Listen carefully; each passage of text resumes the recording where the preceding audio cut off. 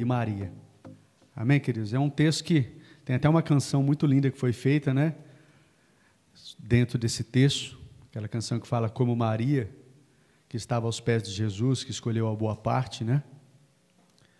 E eu quero aqui rapidamente extrair algumas lições com vocês desse texto.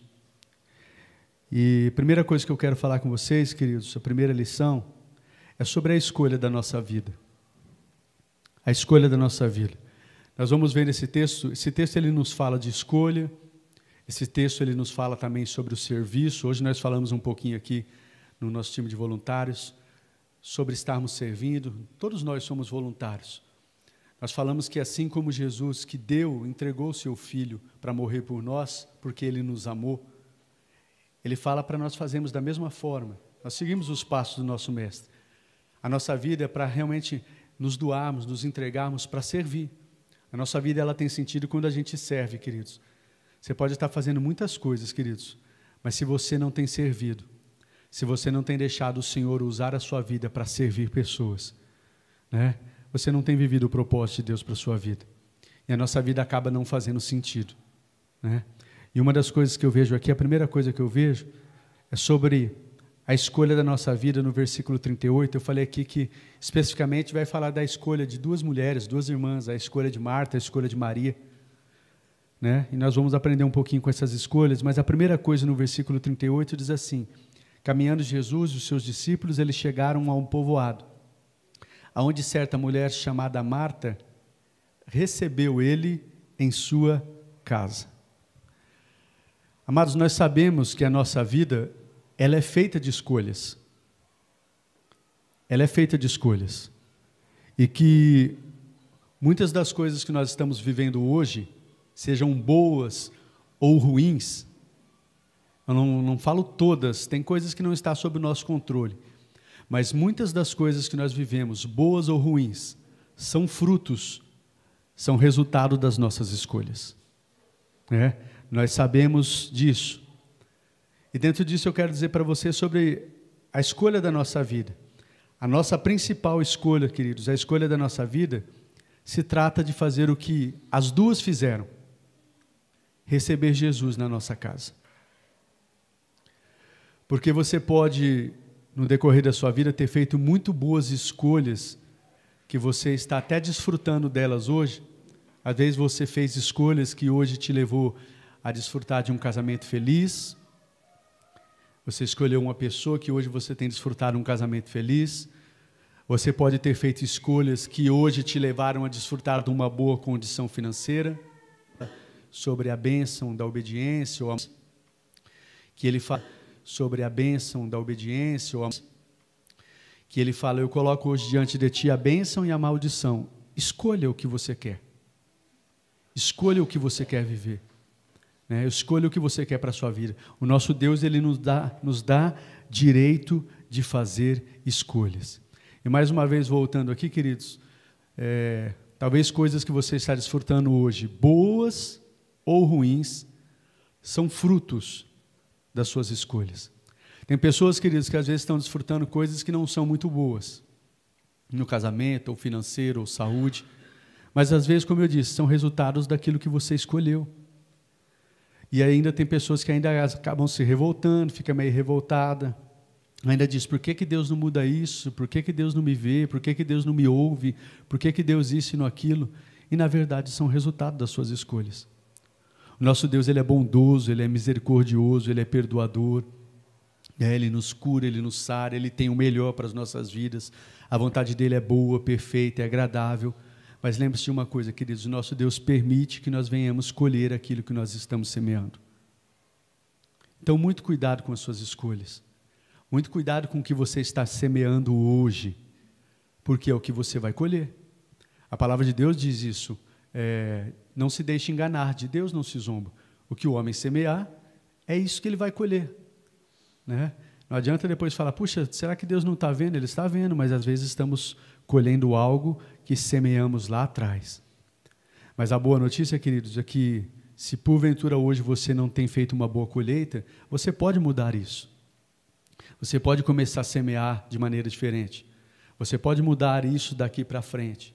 E Deus é bondoso, Ele é misericordioso, Ele é perdoador, Ele permite que você colha certas coisas, mas você pode mudar daqui por diante. Pode mudar. Mas eu falei aqui, queridos, primeiramente, sobre a escolha da nossa vida. E Marta e Maria, elas fizeram. Disso depende a nossa eternidade. A escolha que nós fazemos.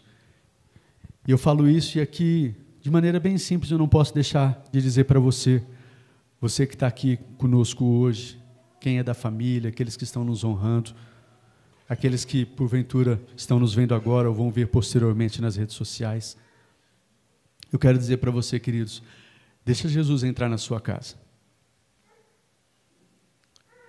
E Jesus entrar na sua casa não é só para mudar coisas presentes, Ele muda sim.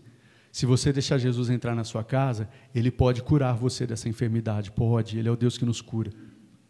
Se você deixar Jesus entrar na sua casa, Ele pode mudar o seu casamento, Ele pode. Ele pode arrancar essa depressão de dentro de você.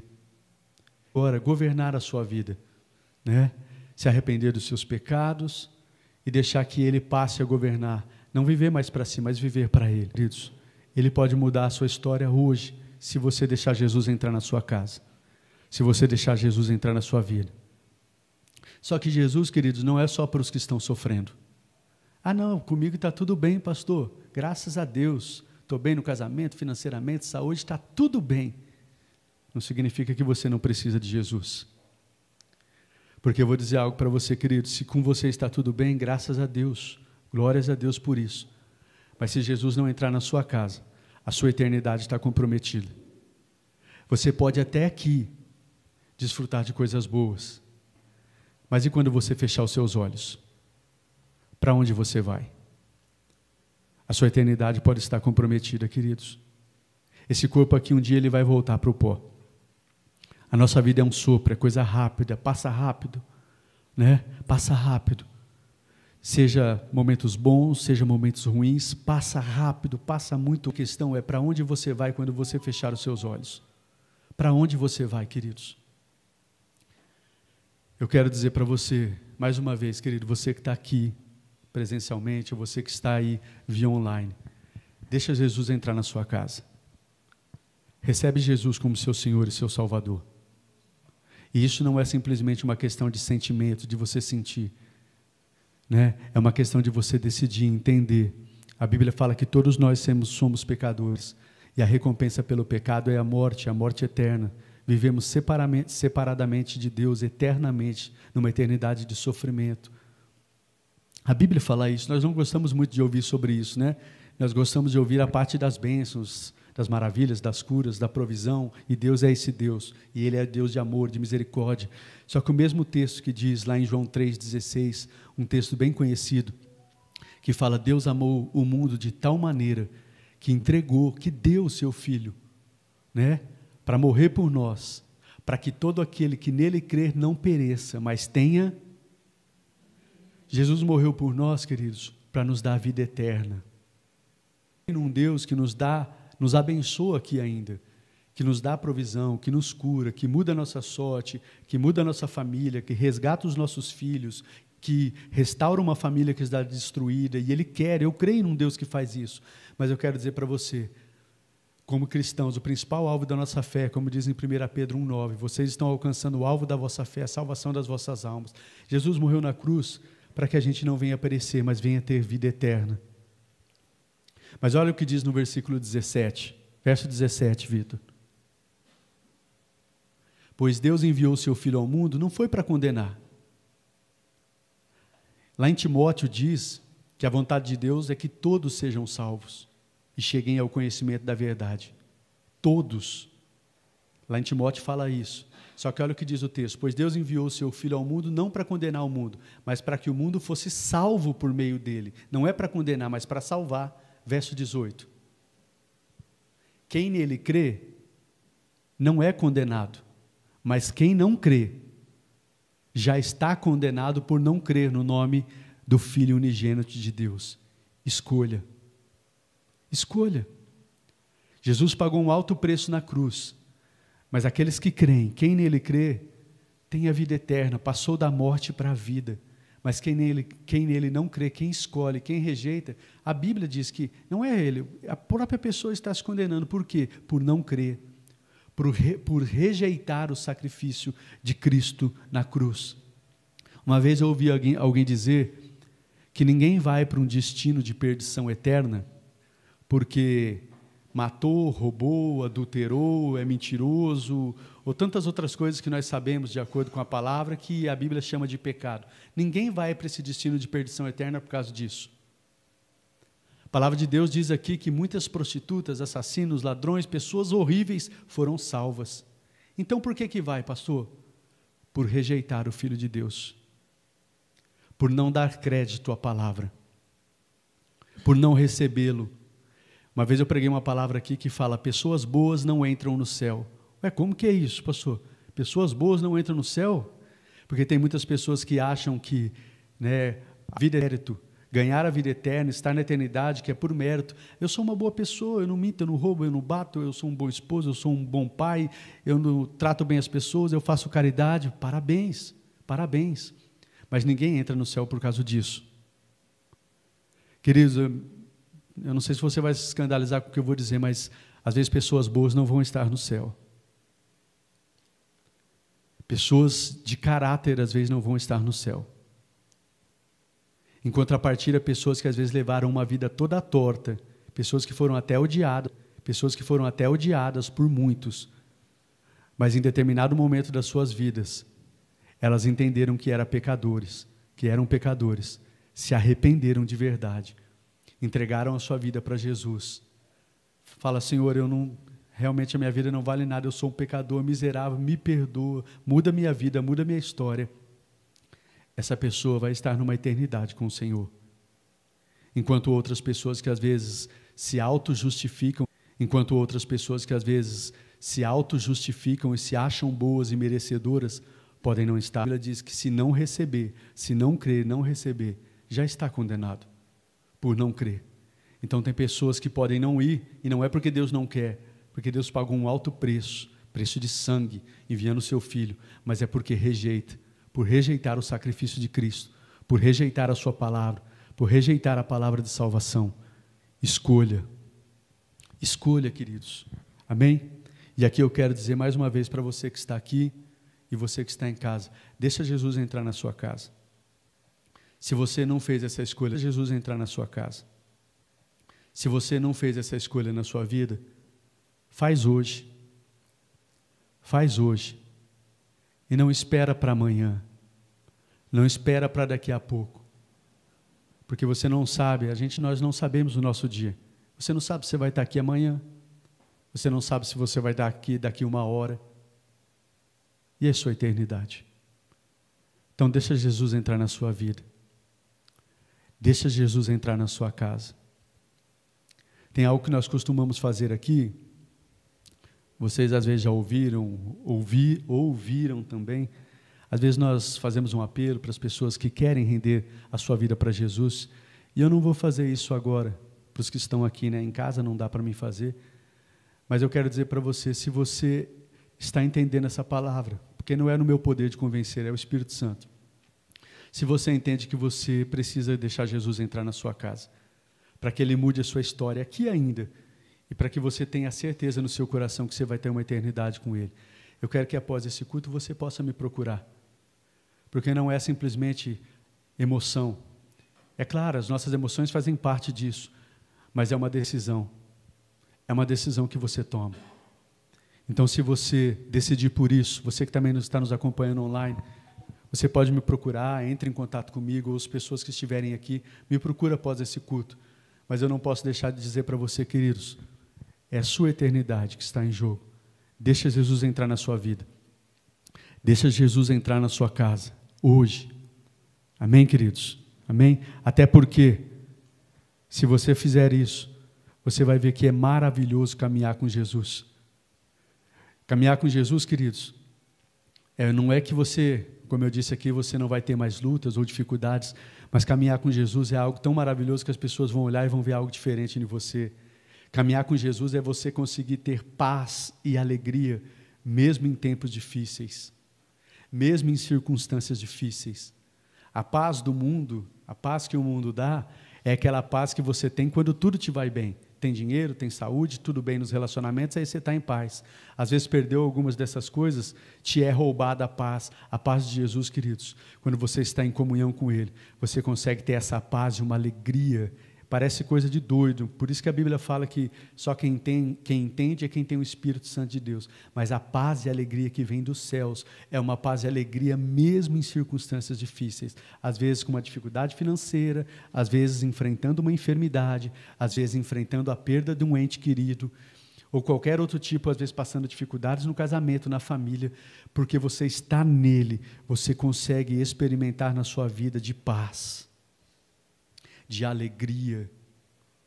E hoje nós estamos em tempos, queridos, de tantas pessoas depressivas, opressivas, ansiosas, inquietas, síndrome do pânico, ansiedade.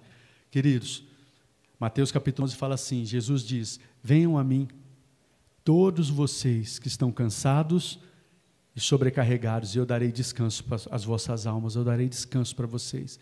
Eu quero dizer para você que está aqui, queridos, Jesus tem descanso para você. Jesus tem um descanso para a sua alma. Jesus pode tirar essa dor. Jesus pode mudar a sua história, pode trocar esse pranto por alegria. Jesus pode curar você, Jesus pode mudar, Ele pode, Ele quer fazer isso. Mas Ele espera que você dê um passo de fé. Ele espera que você diga assim, sim Senhor, eu quero. E não é por merecimento, é porque você crê. É simplesmente por você crer que Jesus morreu na cruz para pagar um preço pelos seus pecados. Se você crê, você tem o perdão dos seus pecados e você tem a vida eterna, mesmo sem merecer. Por isso que nós falamos de graça. Graça é um favor merecido. Não é porque você é bonzinho ou nós somos bonzinhos, mas para falar, queridos, eu me lembro antes de eu me converter, a maneira que eu vivia, eu não sei se hoje eu estaria aqui da maneira que eu vivi. Me vem à mente tantas situações que eu passei perto da morte. Tantas situações que eu passei, não vou entrar em detalhes aqui agora, mas tantas coisas que eu passei, quem conheceu o velho Alexandre. Imagina se eu tivesse morrido naquela época, sem Jesus. Independente do que eu enfrente hoje, queridos, hoje a graça dele me alcançou. A misericórdia dele me alcançou, eu tive chance de dizer sim, estar aqui hoje e ter a certeza que quando, seja daqui a pouco, seja daqui 10, 20, 30, 40 anos, quando eu fechar os meus olhos, eu tenho a certeza e a convicção no meu coração que eu sou um salvo no Senhor e que um dia eu vou estar com Ele. Eu tenho a certeza disso. Mas quando eu pego para pensar na minha vida de outrora, como eu vivia antes de Jesus, como Deus foi bom, como Deus foi bom. E eu creio que o nosso Deus, que é um Deus justo, Ele dá a oportunidade, é dada a todos. A todos. E como diz em Timóteo, Ele quer que todos sejam salvos. Amém? Mas vamos lá. Segundo lugar, queridos, eu quero falar sobre a escolha de Marta. No verso 40, a gente pode ver que Marta ela acabou errando quando ela se ocupou, queridos, com muito serviço, servindo, que não é errado, mas ela se esqueceu do principal. Que era o que, queridos? O que sua irmã estava fazendo? Que era parar para ouvir Jesus, que era parar para se deleitar na presença dEle, né? E sabe, deixa eu dizer algo para vocês, hoje nós tivemos aqui, essa palavra até dentro do que nós falamos hoje um pouquinho aqui, nós tivemos mais uma vez, uma organização do time de voluntários. Mas eu quero dizer algo para você, queridos. A parte mais importante, muitas vezes o que nós estamos fazendo aqui, servindo ao Senhor, pode se tornar pesado, pode se tornar enfadonho. O seu ministério, o que você está fazendo dentro da casa do Pai, pode ser algo que você faz e acaba se tornando um peso. Por quê? Porque muitas vezes, queridos, nós estamos inquietos, ocupados com tantas coisas que às vezes são até boas, não são ruins, são coisas boas, e estamos servindo as pessoas, estamos servindo a Deus, mas a principal parte, às vezes, nós não estamos fazendo. Sabe, o que Deus quer, antes do nosso serviço, antes das nossas mãos, o que Deus quer é o nosso coração. Que você ame a presença dEle. Que você entenda, que você, sabe, que você tire tempo, sim, constantemente para você sentar e ouvir a Ele. Para você aprender a ter prazer em estar na presença de Deus, queridos. Que estar na presença de Deus, vir à igreja, estar com os irmãos, tudo que nos aproxima de Deus, não seja algo que você faz porque simplesmente você aprendeu a fazer, porque é uma tradição da sua família, porque você aprendeu que tem que ser assim, porque Deus gosta assim, e não que seja algo que você aprendeu, que você se deleita todos os dias, que você se deleita em tirar um tempo quando você está orando, conversando com Deus, quando você para ouvir a Jesus. Maria, é nítido você ver no texto, Maria ficou sentada aos pés ouvindo a palavra de Deus, e acredito, como eu falei aqui na reunião dos voluntários, ninguém estava forçando ela a nada, mas porque ela entendeu a importância de ter a presença de Jesus, ela entendeu a importância da presença de Deus, valorizou estar ouvindo a palavra, ela valorizou isso, queridos, né? Então, o mais importante, apesar de nós falarmos aqui da importância do servir, mas o mais importante é estarmos na presença dEle. O mais importante, queridos, é ouvir a voz do nosso Senhor, é estarmos com o coração sensível para ouvir a Ele, até porque é Ele que vai nos direcionar, é Ele que vai nos capacitar para servir. E mais uma vez eu quero dizer para você, às vezes a gente pode se pegar aí cansado, muitas vezes, eu já ouvi pessoas assim, muitas vezes já estive assim, queridos, essa palavra é para mim, às vezes cansado e desanimado no ministério, no serviço que a gente está fazendo, servindo as pessoas, mas não é porque o ministério está tão pesaroso, às vezes é porque a gente está fazendo tanta coisa e estamos nos esquecendo do principal. É eu começar a servir a vocês aqui, é visitar, é aconselhar, é fazer tanta coisa, mas eu não ter aquele tempo onde eu me refugio na presença de Deus, onde eu me alimento da palavra, onde eu ouço Ele, onde eu me deleito na presença dEle, para que aí eu tenha graça, força, capacitação e alegria para continuar servindo, porque pode ter certeza que no serviço ao Senhor você vai enfrentar muitas coisas difíceis. Agora, se você não negligenciar a boa parte, você vai ter forças, você vai ter alegria, você vai ter paz para servir. Mas, mais uma vez, queridos, muitas vezes nós podemos estar cansados, sobrecarregados, às vezes até desanimados, pensando em desistir do ministério, pensando em desistir, às vezes, da sua caminhada, mas porque, com todo carinho eu falo para você, é porque às vezes pode estar te faltando a boa parte, a melhor parte, não tem dedicado tempo para estar realmente aos pés do Senhor, ouvindo a Ele, se deleitando nele, queridos. Amém? Eu gosto muito de um texto, Salmo 37:4, aquele texto que diz que se você se agradar do Senhor, se você tiver nele o seu maior prazer, Ele vai realizar sonhos e desejos do seu coração.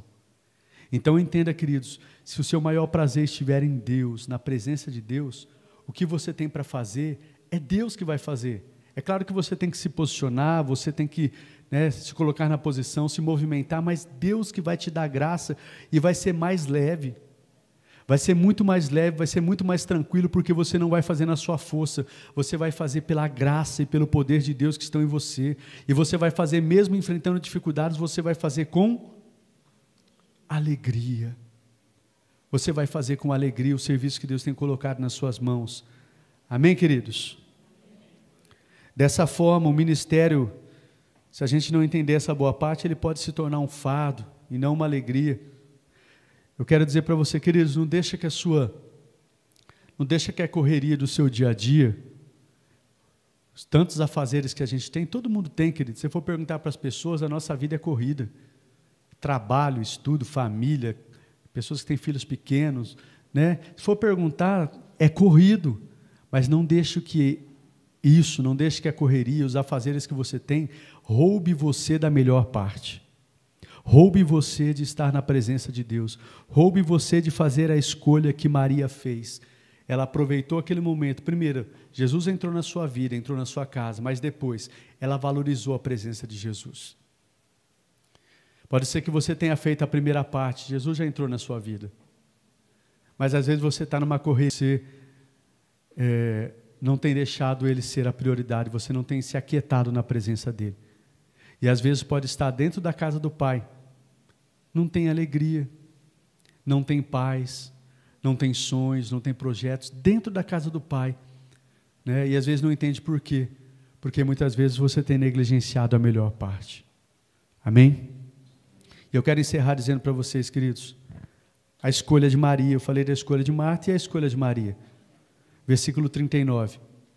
Maria, sua irmã, ficou sentada aos pés do Senhor, ouvindo a sua palavra. Como diz aquela canção, queridos, Maria escolheu a boa parte. Está aos pés do Senhor, ouvindo a sua palavra. Isso não significa que não é importante a gente servir, né?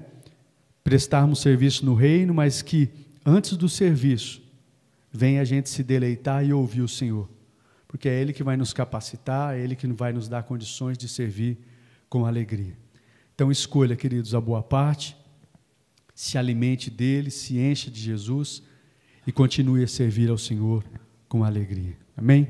Eu quero encerrar aqui essa mensagem